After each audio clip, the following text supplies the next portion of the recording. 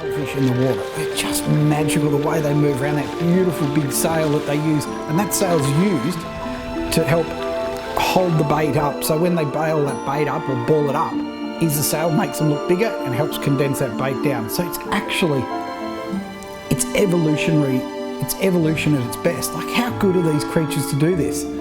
Such amazing things. And the funny thing with the sail, they look huge, but they're actually quite a little lightweight. Although the ones up here that they've been catching in Groot are actually a solid specimen. So it's quite interesting. They're getting fish that are 20 to 30 kilos, whilst on the other side of the Gulf Carpentaria out of Weeper, Ben Notzo, who's another good sail fisherman, who's not catching any sails, they're not getting any recaptures from each area, so they're obviously isolated or separate, are catching smaller fish. So it's quite interesting. It's all these little things that are so important. That's why research is essential. If we understand them, we can look after them.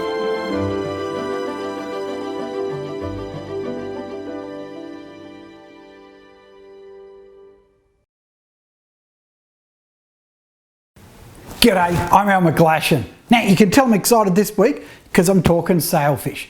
Now I love all billfish, but you know what?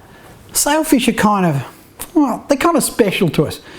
They're smaller than everything else, so you catch them quicker, which I like. I don't like fighting fish for too long. I've done those days. Oh God, have I done those days. But what I really like is jumping in with them. Now I remember seeing all these photos in the old days of somewhere in Mexico where they were on the Yucatan Peninsula or something, where they get bait balls and sails from around. For me, diving on bait balls is the ultimate. I would prefer to do that than catch any fish.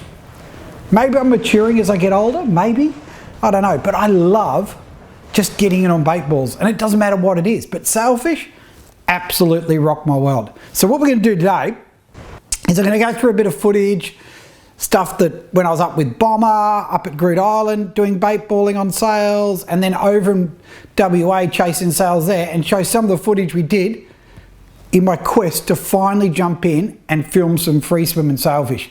Now, unlike Mexico, they're not as, well, they're prolific, but there's not as many here. Over in the west, over at where Blue Lightning fish out in the Montebellos, that is the best place in Australia, but we'll get to that. So the first place we went to, we went up and fished with Bomber. Now Bomber's my old mate, he's a gun fisherman. He's got his North Bank up there, powered up by his Mercury, that's a plug. And he's got it, you know, up there at Groot Island, which is up in the Gulf of Carpentaria. And you don't troll your traditional method. Instead, you're sitting there the whole time glassing, looking for sails and looking for birds stacking up on bait balls. One of the biggest problems I get is getting everyone to stop fishing so I can go and shoot the footage. Because you know what? All my mates are fishermen. They can't help themselves. They all have to catch a fish. So we're glassing. Yep, there's fish there. We're on. Everyone hooks up. Oh, it's so frustrating, but it's so awesome. There's the dolphin. There he is at the back here. Here he comes up and he'll jump again. He'll jump and see, look. What? There. He's going to jump here.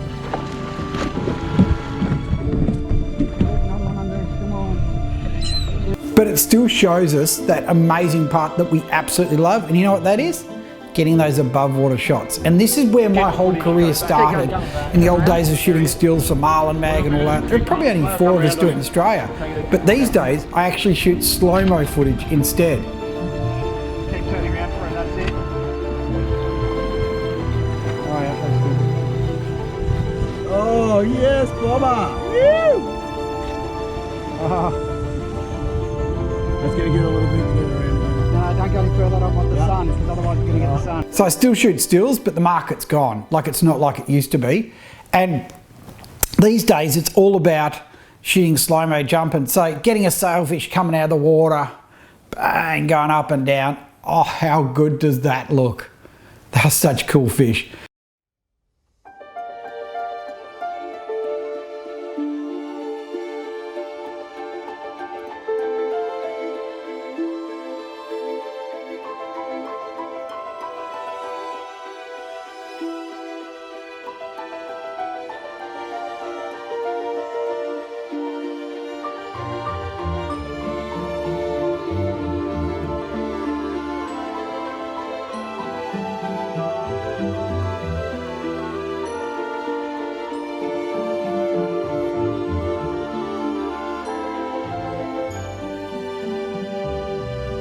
And you know what?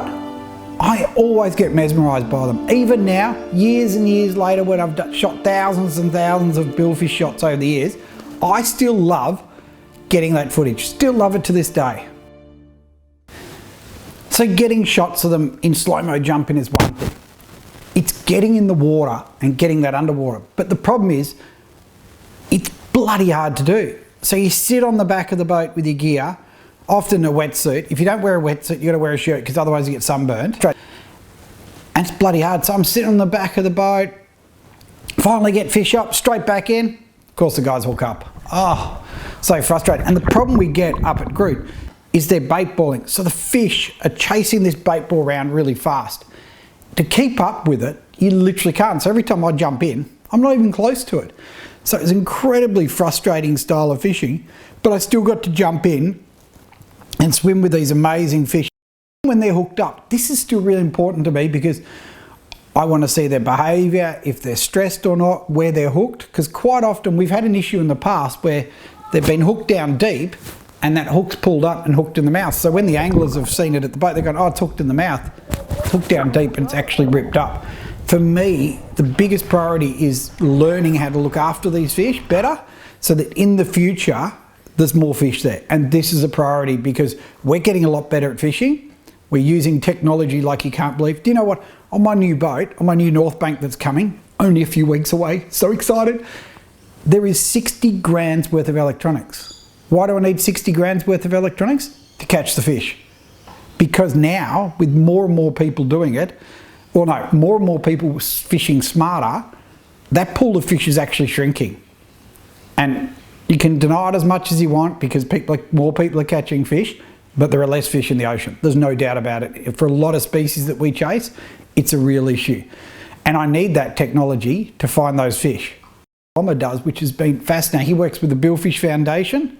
The recapture rate that he's getting is insane. We had double recaptures a day. That's 2 recaptures in a single day. And we did it twice. And I think he's got something up to 3 or 4 in a day.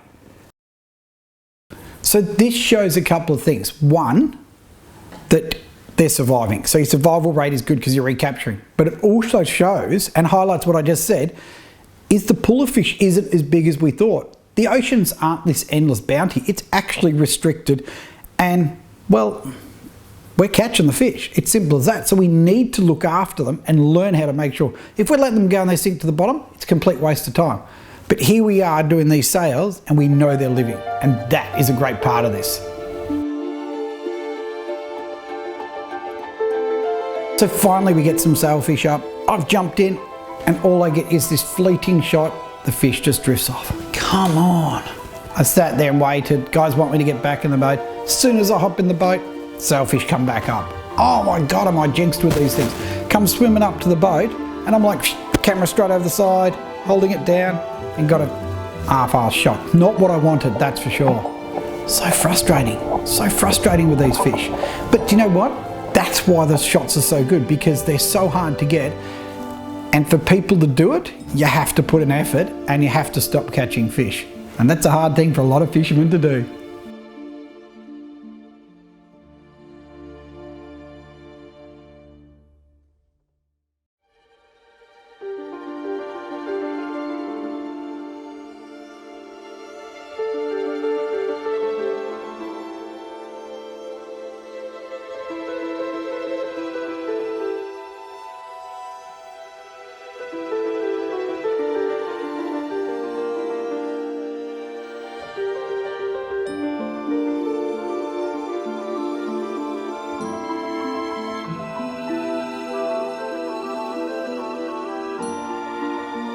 We had it where, I think their top day, they've caught 40 fish or something. We had it where, I think we got 15 and 18 fish or something like that. And that's standard. 10 fish a day, not a problem at all. Double-digit days for sailfish. That is insane fishing. So the problem we've got there is the sailfish grounds are now outside the Montebello. So you're 70 miles offshore, then you're another 20 to 30, 40 miles outside that. You're a long way offshore. Now, for me to be jumping in, and being Western Australia, which is shark central, the place is full of bloody sharks. Everywhere else they're disappearing. Western Australia, they're all going on holidays there. Is a little bit dodgy. So the first time I jumped in a couple of times, you have to stay in close around the boat.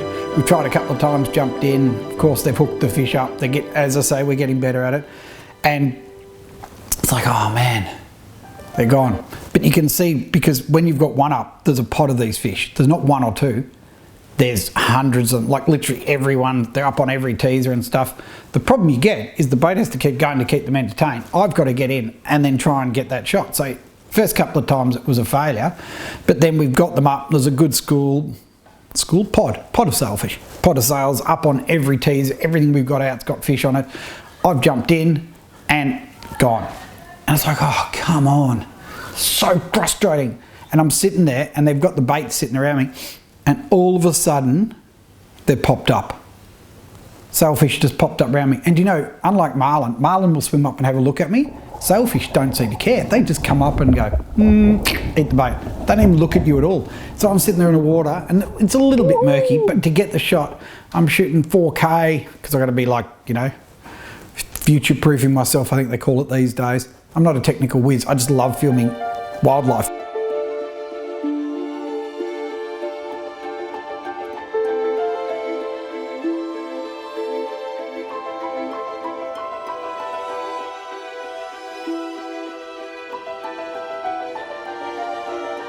And you've got it up and there's just sails around me, and then you know what, the best part, I got the bite.